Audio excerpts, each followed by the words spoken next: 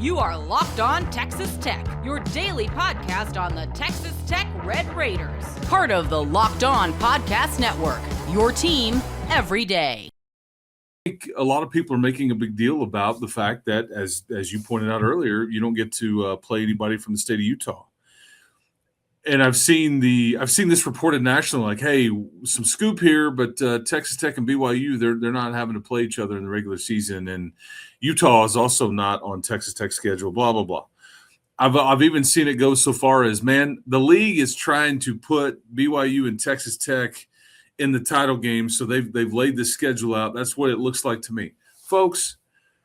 Don't be a dumbass. This schedule matrix has been released like 2 or 3 years ago.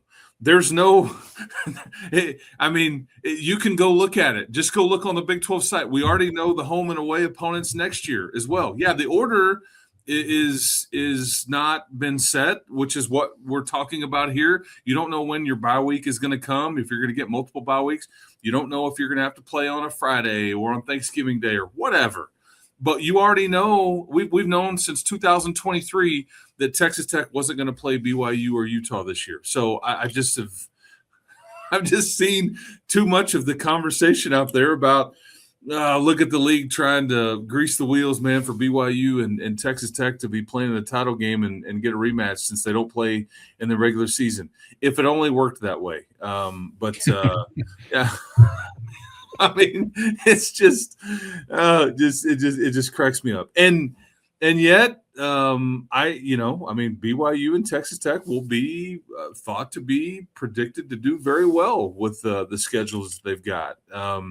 Yeah, can I ask you about the component of favorable, like competitive scheduling, but then also resume building scheduling? Because one of the things that stood out to me early, Chris, was your road trips, and it's not against what I would expect to be those picked near the top of the Big 12 conference in Colorado, Cincinnati, Oklahoma State, and Baylor. I don't know, maybe things change, but just as I have a feel for it here today. But at the same time, whether it's that road component or the schedule at large, I'm also looking at where you can kind of pick up some big scores potentially with big resume building opportunities like a Utah or the BYU opportunity you had. And look, we're sitting here in January talking about this, so I don't know what the rankings are going to be. God only knows when you get to some of these, but are you picking up what I'm putting down? I'm kind of wondering if maybe the resume building chances will be sort of infrequent.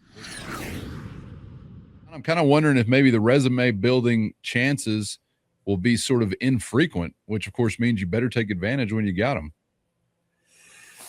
Yeah, and you bring all that up. And I'm a bit jealous of BYU and their Notre Dame game and resume building and all that. I know you're talking about road games in general, but yeah, I mean there's just like you look at your road games in general and just resume and all those things. I mean your toughest opponents on paper are going to be at home. That doesn't suck. And it's Arizona and Houston potentially, or maybe Kenny Dillingham figures something out. I don't know. I think Arizona State's going to continue to be a handful here. First, today's episode brought to you by FanDuel, and football is in full force, and FanDuel's keeping you stocked with action every game day with a can't-miss offer. Right now, new customers can bet only $5, and if your bet hits, you're getting $300 in bonus bets to use across the app. Player props, building a same-game parlay, or even jumping in live as the action unfolds. Any way you like it, FanDuel has you covered. Quick, easy, and secure every time. If you're ready to play, download the FanDuel app now by visiting FanDuel.com to get started. That's FanDuel.com to place your first $5 bet. I think that I don't know what their quarterback situation is necessarily going to be sorted out. I think they've got some options, but I just think Arizona State's somebody we're all going to have to respect as long as Dillingham is there.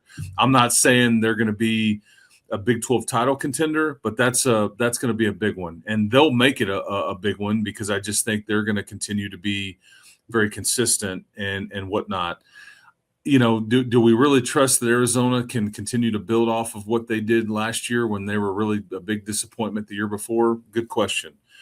But I do think Houston I'm a Willie Fritz truster. I just think he's got some body of work here, and it was kind of a sneaky under the radar double-digit win season for them. But for Houston, that's big time. I mean, that is big time. And they've portaled well, and they have their starting quarterback back. So yeah, that's a sneaky tough one. But the trip to Corvallis is I don't know if you wish that was against somebody else or somebody with a little more chutzpah, that would get the people going a little bit, or that get the folks nationally kind of talking about it. And a lot of people are going, what the hell is Texas Tech going all the way up to Corvallis for? They don't need to do that. I don't disagree, but you made this home and home years ago, and this is just the return here. And so I don't think they will be, but it's a tricky road trip too. It's a long ways off. It's a long ways off in the middle of nowhere, and that whole thing.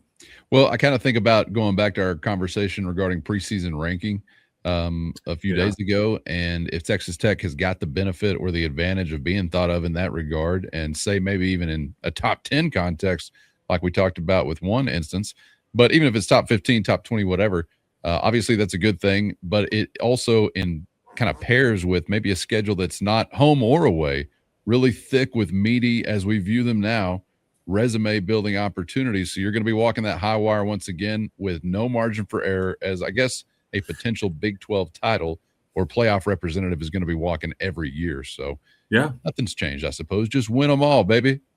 Go Al Davis on them. All right, Chris, appreciate it. I think you nailed it. I think you nailed it. Like you better, because of what you just said, you better make it to the title game and win that game. Because I don't know if we're looking at playoff expansion. I don't know how realistic it is for the Big 12 to get more than one bid, maybe.